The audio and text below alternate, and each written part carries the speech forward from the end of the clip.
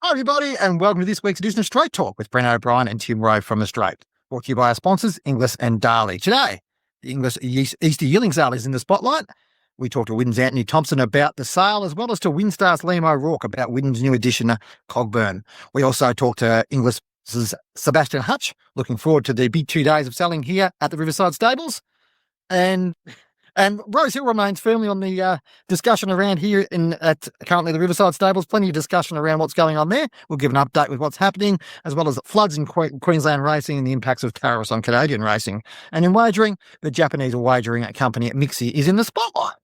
Okay, Tim, we're going to cover a few things here today, but talk to us about sort of the vibe around the sale. A lot of focus on Easter at the moment. What are your thoughts about what we'll see here over 2 days of selling? Well, that was a very lengthy introduction. Thanks, Bren.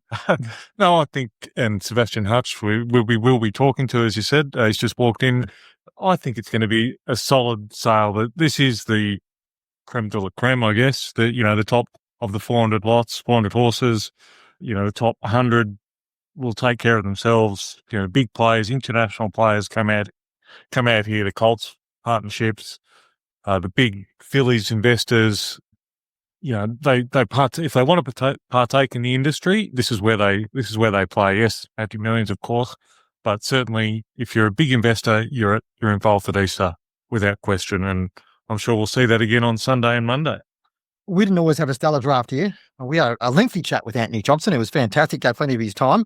He actually was more interested in talking about his new stallion edition, Cogburn. He introduced us to Liam O'Rourke from WinStar Farm. A really interesting chat, Tim, sort of about them Widden going back to the days of shuttling an American stallion here. It hasn't happened for a few years, and it's interesting to see their enthusiasm for this concept of bringing this very fast horse Cogburn out to Australia. I guess I shouldn't say some studs. There can be a temptation for standing a stallion because you can, and you'll possibly make money out of that horse. I think Antony's very cognizant of the fact of standing Cogburn that he believes in the horse. That's why he's gone, you know what? Local stallions, colonial stallions, Northern Meteor and so forth, and obviously Zoostar at the moment has served Widden very, very well for 20 plus years, but he's genuine outcross stallion, speed, and importantly a turf horse. And as we hear from Antony and Liam, they believe that he will suit the Australian market and can leave an impression, and we'll find out in 3, 4, 5 years whether that's the case. And here's what Liam and Antony had to say about Cogburn. So we're here at the Inglis Easter Yearling Sale, and we're lucky to have both Liam O'Rourke and from WinStar Farm and Antony Thompson from Widden with us. And Liam, we'll start off with you. Obviously, coming over here, there's an important reason why you're over here, and Widden's new star shuttle sire over here is Cogburn. Talk to us about him and I guess, what he brings to the Australian market. Well, firstly, we're incredibly excited to be partnering with Antony and his team at Widden Stud to bring Cogburn to Australia. Just an incredibly fast horse. He did really incredible things that we don't see in the US as far as the speed on the turf by an incredibly popular sire, and not this time. So he had some really unique elements that we thought would set him apart, and it has in Kentucky. Plenty of good qualities that we thought would suit the Australian market. The speed, we thought he would suit the Australian breeders physically, and we were very pleased when Antony brought his group in November to the farm and got a look at him and really gave their stamp of approval, as this is the kind of horse that people would really like in Australia. We like to think of ourselves as global racing aficionados in Australia, and we understand the form lines and the sire lines and that overseas. Not always the case. The Australian breeders do tend to stick to their own understanding. Has been successful over time. Talk us about his sire line and where he sits this horse in terms of profile in the American market. So Not This Time is absolutely at the top of the market as far as commercial sires. He's had a wonderful start. We are big supporters of him. We felt that we found the Not This Time that truly had speed. That was the most important factor for us. So as you can see in the sales results, topping Saratoga, the brilliant horses that he had in September, Keeneland September, he's really a top class stallion in the US. Yeah. And just in terms of what is kind of interesting, we pride ourselves in Australia in our speed horses, right? And the horses that are, and so he comes into a market which is quite competitive for elite sprinters, Cogburn. How do you feel like he stands up alongside that? Where does he sit alongside that? If you're trying to compare him to, you think about, what we like to see in Australia and the type of horse that we like to see. Do you think he fits that mold? Yeah, absolutely. I think a couple of things. I think his Troy at Saratoga in 2023, when he beat both Caravel and No Balls, the previous two winners of the Breeders' Cup Sprint and, turf sprint champions in the US, and then to come back following year in the Jaipur, 59 and change over 5.5 is just something that you kind of see it and you go, well, that couldn't be right. And in fact, it was. And, he franked that for him at Kentucky Downs again. So I think, the class and the speed is all there for him. Talk to us about what's the vibe in the American market at the moment, where things are at. We sort of see it from afar. We see some fairly positive signs in terms of some of the investment there. Probably some of the similar challenges what we see into Australia across the full depth of the market, particularly the lower end of the market. Is that sort of a reasonable assessment, do you think, of where things are at? And sort of, how are you guys sort of addressing that from WinStar's perspective and sort of attacking and try to get a hold of the market at the moment? Yeah, I mean, it's a very polarized stallion market. It's a very polarized yearling market. If you have what they, the perceived quality, I mean, you really get rewarded. This is a stallion that we got tremendously rewarded by in our first year. We got absolutely overwhelmed in the interest in him and set him up to breed, a high number of mares this year, a high quality group of mares this year. For the last 20 years, at least, Widden successfully has built the roster on Colonial Stallions, Zoostar and Northern Meteor before him and so forth. What made you go back to the shuttle market with, I guess you had Anabar and Belong to Me many years ago? What decided to go back to that well? This horse, it wasn't I wasn't necessarily looking for a shuttle horse. I just saw Cogburn and that wow factor, you can't ignore it, I didn't wake up one day and say, all of a sudden I need a shuttle horse. It's a bit like Anabar. When I saw Anabar, he was a horse that I thought, well, could get him in Australia, it'd be epic. And he made a really big impact. And he was, for a horse that didn't shuttle for that long and never served that many mares down here, Anabar's a fantastic influence and left a real mark. And Belong to Me was another nice horse that did his job. But this horse is that real wow about him. There's that X factor and just that explosive speed. And you can't beat speed from where I sit. So I don't mind where they come from, where they're that fast. You just got to have them. And the turf factor, the fact that he did do it on turf as opposed to dirt, how important was that? Oh, yeah, I think that's vital. It is a difference, and it's a different makeup and a different type of horse. And the guys in America will tell you that they're just dirt horses. And Cogburn was effective on the dirt, but when they switched him to turf, it was right in his wheelhouse. So it wasn't that he was good on the dirt, but man, he was dynamite on the turf. And I think that's a tick for him. Not this time, gets both turf and dirt horses, but he's had a Group 1 winner, Royal Ascot. So that's kind of something that says that'll suit us. Terrific. All right, let's move on to Easter. That's this big, important time of year. It's a significant sale. I mean, what are your expectations heading into this week? And where do things sit with you? Where's your confidence at? Where's the market at? Where's the quality of your stock at? Talk us through that. Well, it's always a big sale, and it's a very important sale for not just ourselves, but the whole industry. It's great to see so many internationals down here. And yeah, I guess it's time to showcase Australian racing, Australian breeding. So we're excited by that. Excited by, obviously, Saturday on a good track at Randwick for the first day of the championships. Hasn't happened for a while. So that's something to really look forward to. And the horses I've got to sell, we're really excited about what we've got to offer and quite proud of the draft we're presenting and the way they look and the way they're being received. I guess the market's the market. It's not for me to change it, but everything, all our indicators, it's going to be a very good sale. There's all the right people here. Sebas and his team have done a very good job. I don't think, they would have missed anyone. They've really gone out to get as many buyers here as possible at every level. And we're seeing some, really busy days. First day we did 40 cards. Yesterday we did 55. Today we've been really, really strong. And yeah, people are starting to, get through their look, full draft and full looks, and then they're coming back on their seconds now. So I think we're in really good shape. And yeah, I can't wait to kick off Sunday.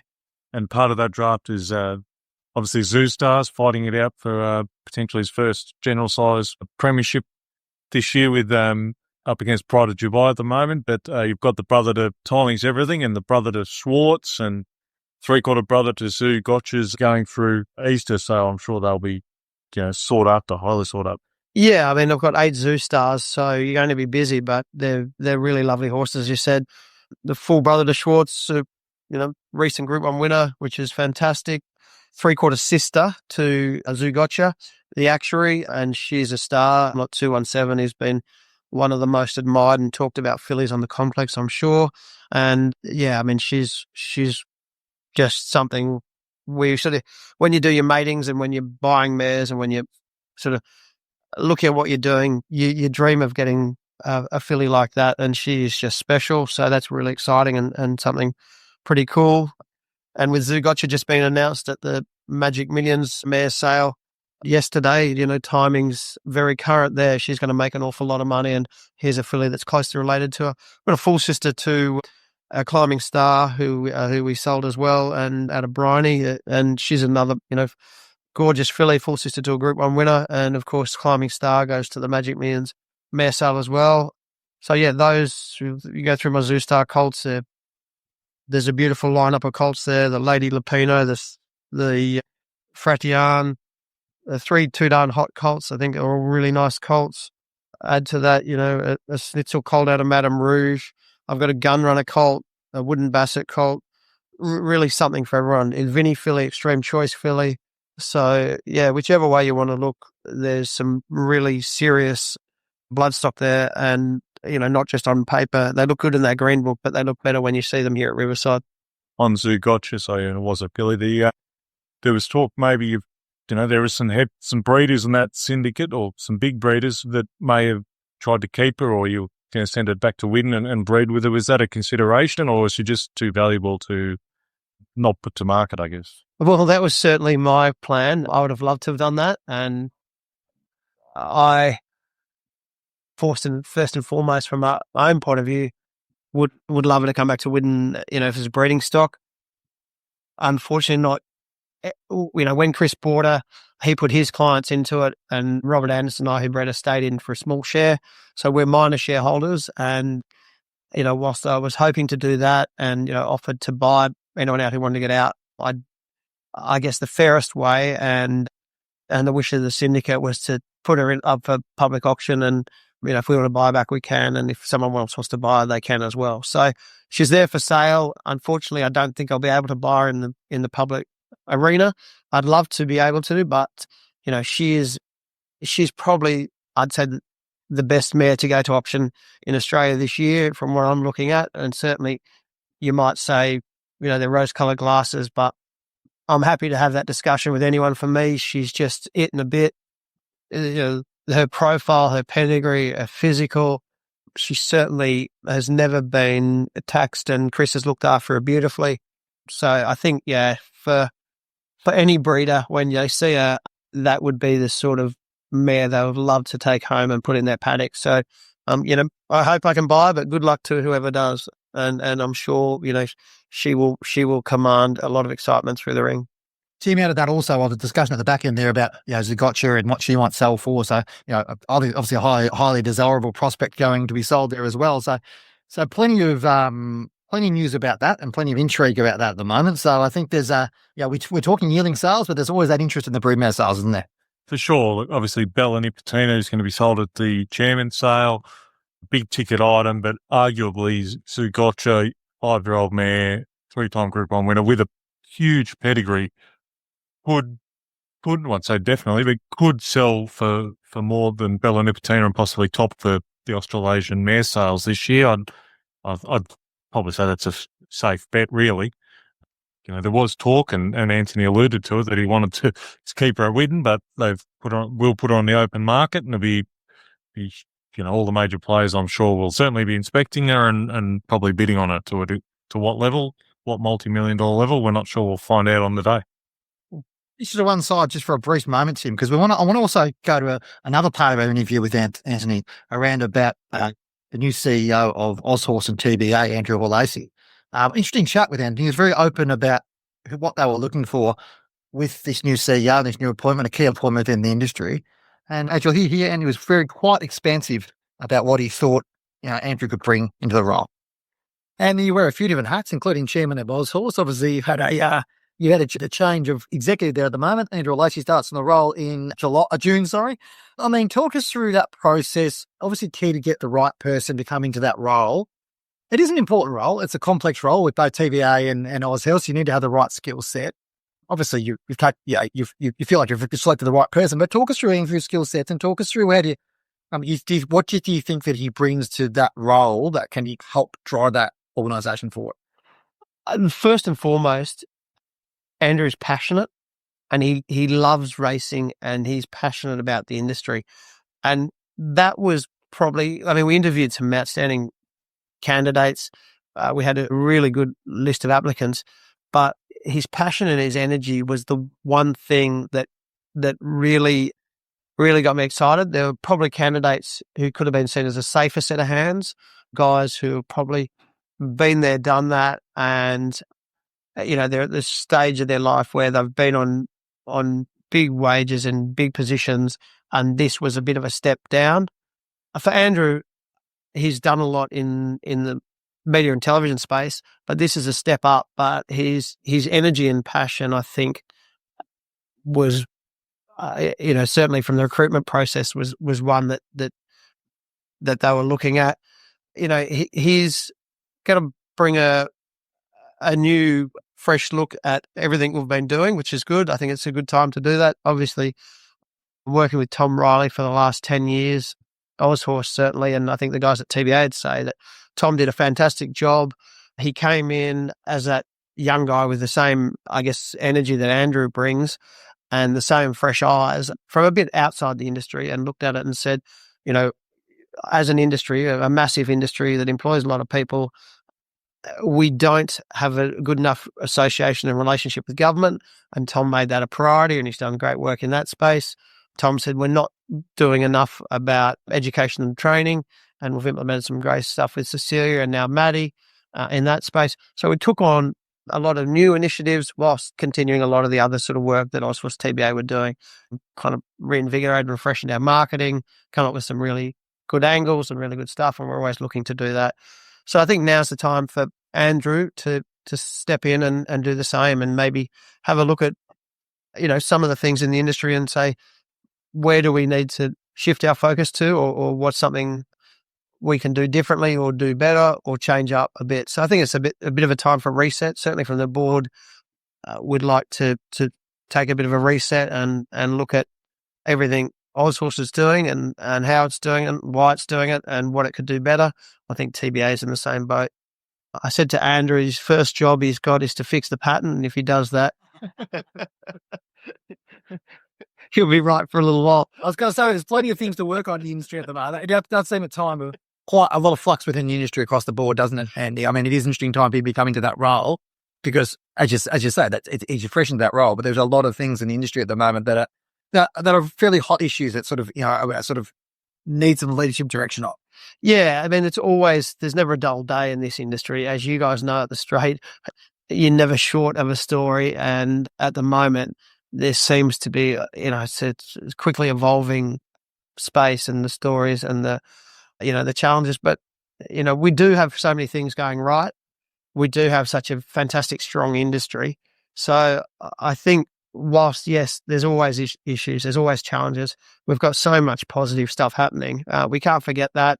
We need to build on the great work we've done. We need to build on all the success we're having. And yeah, I think it's a time to come together and really, try to work as an industry as close as we can with all the different, participants, all the different organisations. And I think with Andrew in that chair, one of his main charters will be to try and, improve working relationships and get better outcomes for everyone. So we're looking, to Andrew to come in and try and build on that good work Tom's done and try and, work a bit broader with the PRAs and with all the other participants. Obviously, he's worked closely with all the PRAs through the media stuff, Channel 7, with, I think they do 48 Saturdays a year right around Australia. So He's done the Perth Carnival, he's worked with the BRC and Queensland Racing as much as he has with, the VRC or Racing New South Wales. So he's already got a pretty good idea of that landscape, and hopefully those relationships can just help us as an industry. Inglis Easter Yearling Sale is only a couple of days away. To be staged on April 6th and 7th at Riverside Stables in Sydney, the Easter Sale has featured 37 future Group 1 winners since 2018. 9 of those could have been purchased for $200,000 or less. It's also the source of current 3-year-old stars, Lady Shenandoah, Switzerland, Autumn Glow and Growing Empire. With 421 yearlings catalogued, including 228 that are either the progeny of stakes winners or siblings to stakes winners, there's no shortage of quality options. Go to inglis.com.au to check out the catalogue. And joining us is Inglis Bloodstock CEO, Sebastian Hutch. Sebastian, you're a regular on this program now. You've been in here a few times on Straight Talk. It's great to have you on here. It's an exciting time of year. You're a little bit of nerves ahead of the Easter sale, or where do things feel? Nervous ahead of this. This is my second time on, and you've really built it up for me. I'm nervous ahead of the sale, but I'm paid to be nervous. It's my prerogative to be nervous. I think if I was comfortable or complacent during those things, the vendors wouldn't be happy. So I think the vendors have me exactly where they want me. Yeah. How are you? You've done all the work in the catalogue here, but the horses actually arriving.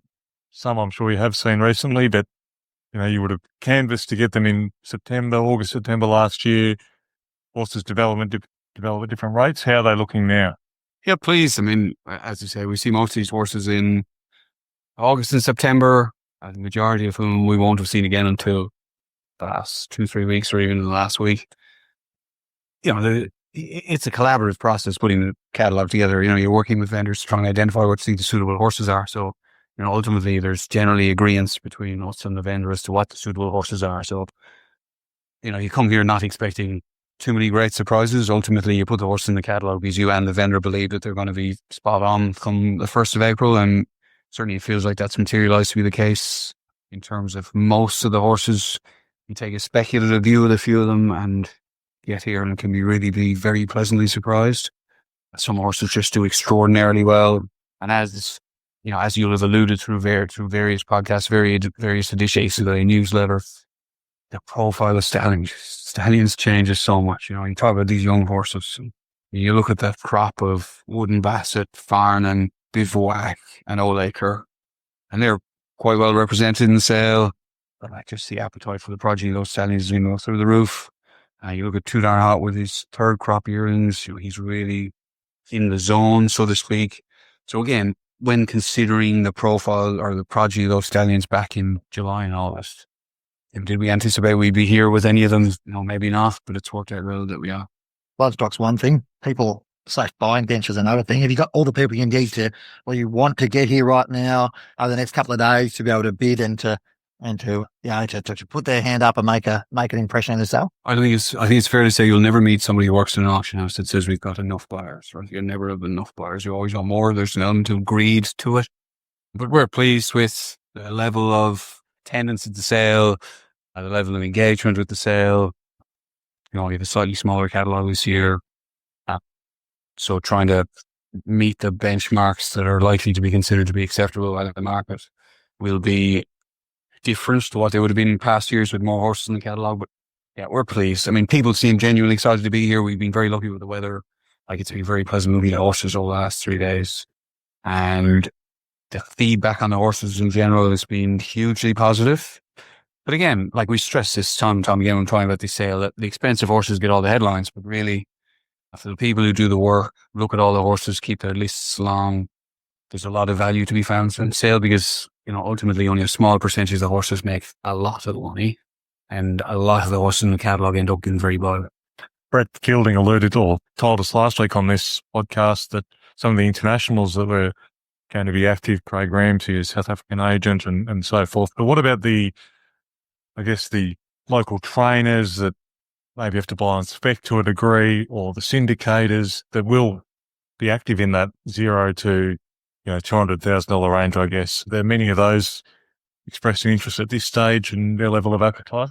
I think people want to buy quality stock, so they consider the sale on the basis that this is the strongest consolidation of quality stock of any sale in the Southern Hemisphere.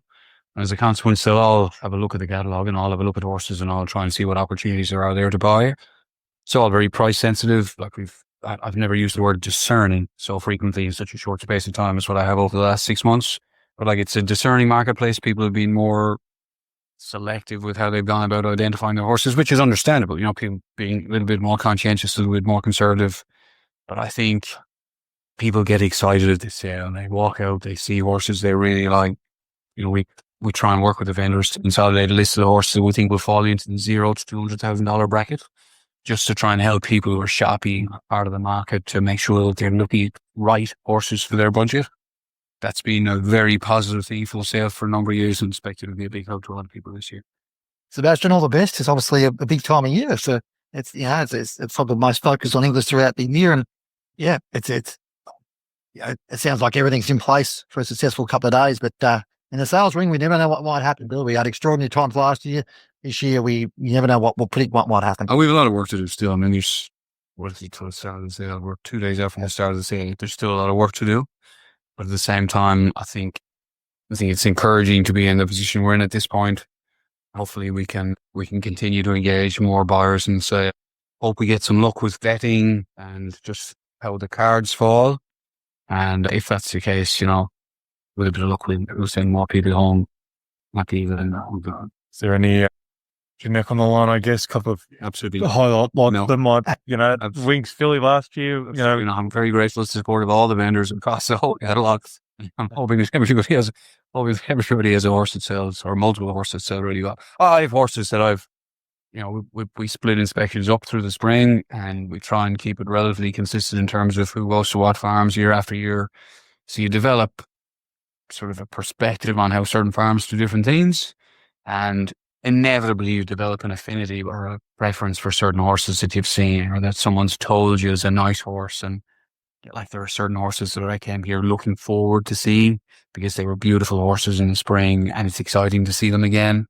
And like, I suppose a couple of horses I'm really excited about putting through the sale because it was part of a conscientious effort on the part of relationship with that vendor or those vendors to get those horses to the sale. These had alternative options, and you're just hoping that things play out in a manner that has everybody happy. And at this stage, that looks very promising, but we won't take anything for granted.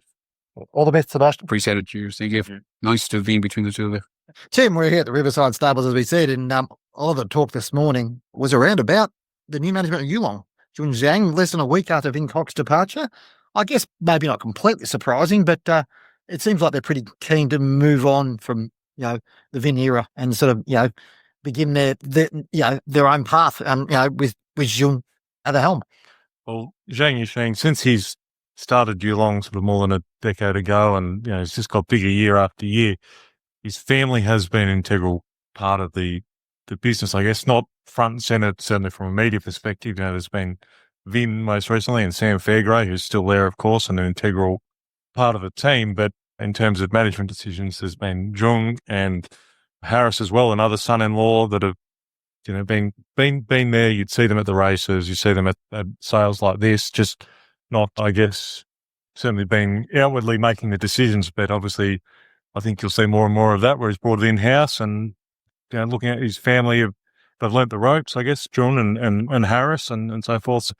I guess he feels now's the right time to give them that responsibility to John to lead the way. Yeah, and they're absolutely flying from a racing perspective. They've had 11 Group 1 wins this season already, and more to come probably this weekend via Sistina and a whole bunch of other horses. Frosty Treasure moment winning the other day. They just extraordinarily formed the bottle green of Yulong. We move quickly on to Bren Hill. We'll skip through this one relatively quickly, Tim, because it is one of the biggest issues in racing, but it gets talked about a lot. But you get the feeling that we're still going to be, the controversies, the ups and downs, the ins and outs. It's going to be rolling right through to May 12th, the delayed date for that vote, isn't it? Well, a week ago we said we were sick of it and we'd move on very quickly because we'd hopefully today, Thursday, we would have got at least some sort of resolution. That hasn't happened, as you just alluded to. It's been pushed back to 12th of May. It's more, Peter McGorrin's been in the media again this week, sort of concerned about the health of racing. I don't do a lot of research for this podcast, as you know, Bren, but I did do some. And, I think he's being a bit, obviously the ATC's got their financial issues, but in terms of the industry-wide thing, there's still money there. Yes, wagering's down, but I think Racing New South Wales from wagering revenue 2024 had, more than $200 million plus more than they did in 2019. It's just how that money is distributed, and we can argue all day which way, best way for that to go forward. But in terms of doomsaying the industry is a bit over the top, I think at the moment we should be still pretty happy with the way it's going. Can get better, but still plenty of money around to be won, lost, and invested. Yeah, exactly right. And that, it does play into that concept of why about tracks and the racial issue about selling Rose Hill. And Rose Hill got criticised last week about not being handled a bit of rain. I tell you, I talk about a bit of rain. There's plenty of rain in Queensland at the moment. Out that Queensland, we've had, I think, about 14 tracks up there, or maybe not quite that many, seriously impacted by the outback floods. There's a story about Maxwellton in 350 km from Mount Isa having its local meeting washed out this weekend. We sort of forget when we go to these big race meetings at Flemington or Rose Hill or Randwick and these big events that we have. Racing's heartbeats in those outback communities, isn't it? You and I both grew up in country towns. Loved our races, loved our picnic races, loved going to those things. That's where the passion is developed from. And hopefully things will recover well in that part of the world. But we can't forget about those people who, those communities who turn up year on year to go to their cup meetings and love to celebrate and love to have a bet and watch their horses and enjoy that aspect of the game. Absolutely. So social, once a year social event. All the clubs are run by volunteers. Put in hundreds of hours and working bees to get tracks ready. So it's just unfortunate, but I think I did hear on the news the other night that an area twice the size of Victoria is underwater in Queensland at the moment. So it's just phenomenal how much rain and water there is with the flood damage. And that article that Warwick Barr did, still Racing Queensland still haven't got a handle on quite what the damage is yet, because the people are flooded in and can't get to the tracks, or they've got other priorities, understandably, to work out before they worry about their once a year race club. And you want to talk about people who love their horses and the heart and soul of racing, that's where it's at. There's another story there I urge you to check out this week about racing in Canada. The Canadian champion Moira debuts in Randwick on Saturday. It'll be fascinating to see how she goes. She's Breeders' Cup winner, absolute champion, superstar, probably the best horse to come out of Canada over a generation. But Canadian racing's in a bit of a tough spot at the moment, and a lot of it's to do with some of the issues they've got with the states and tariffs and all that type of stuff. Look, it's quite a complex thing. I urge you to check out Matt Stewart's story, and I think we'll see more about this coming forward in the future. So now it's time for our daily start of the week. Here's a quick look at Animo. His first two books reflect his champion status. In those first two seasons, he's covered 19 Group 1 winners, 82 Group winners, 127 Stakes winners, and 186 black type performers. But it doesn't stop there. He's also covered the dams at 18 Group 1 winners, 42 Group winners, and 57 Stakes winners. And to top it off, Godolphin has sent him 40 of their best mares over those two seasons. Safe to say, Animo is an easy choice. All right, finally in the wagering landscape, Tim, we have a story here about MIXI, the Japanese company. And why I wanted to bring them to a highlight was because they're involved quite significantly in the takeover bid for PointsBet. PointsBet hold around about 5% of the market. MIXI already have a presence in Australia through BetM, a relatively minor player in the market, but still, nonetheless. I think it's very easy for people to write off and sit there and go, oh, who's this Japanese company coming in? And sports betting's not that big in Japan, and what would they understand about wagering in Australia? I think if you look at that article, you realise how big sports betting is, even though they only bet primarily on four sports: horse racing, boat racing, sort of a motocross sort of speedway, and cycling, Kieran. So, but the amount of money spent across that is massive legally. There's probably another larger unregulated market there as well. But MIXI has sort of been at the heart of this. They've got a product called Tipstar, which is sort of like a free to use, I don't know, it's sort of hard to explain, social, driving social engagement. They're a social media company at heart. They want to bring that to Australia and bring that. Now, we might be a bit cynical about it or whatever, but we've got to think about the impact that the corporate betting and corporate bookmakers made on the Australian landscape over the last 15 to 20 years. And I don't think, we can underestimate the impact that a company like MIXI could make, and also what they could learn and possibly take back to Japan if the market gets less regulated there, I suppose, and becomes a lot more straightforward. But I think it's I urge people to have a look at it and work through that story, because there's a bit there into what we talk about wagering challenges and whatever in Australia. Maybe some of the answers we need to find are overseas. All right. Thanks for joining us on Straight Talk, brought to you, of course, by our sponsors, Darley and Inglis. Don't forget to give us a rating wherever you are listening to our podcast, be it on Apple, Spotify, Podbean, variety of places. YouTube, you can check it all out. You can watch us live, not live, but watch us in the actually watch us here at the Riverside Stables as you are now, and there's a variety of options there. Give us a star and leave us a comment. Send us an email to editor@thestraight.com.au and let us know what you think and anything you want us to talk about. We'll talk to you over the next few days. We're probably planning to do a couple of audio podcasts in the wake of the 2 days of the Easter sale, so we'll talk to you through them.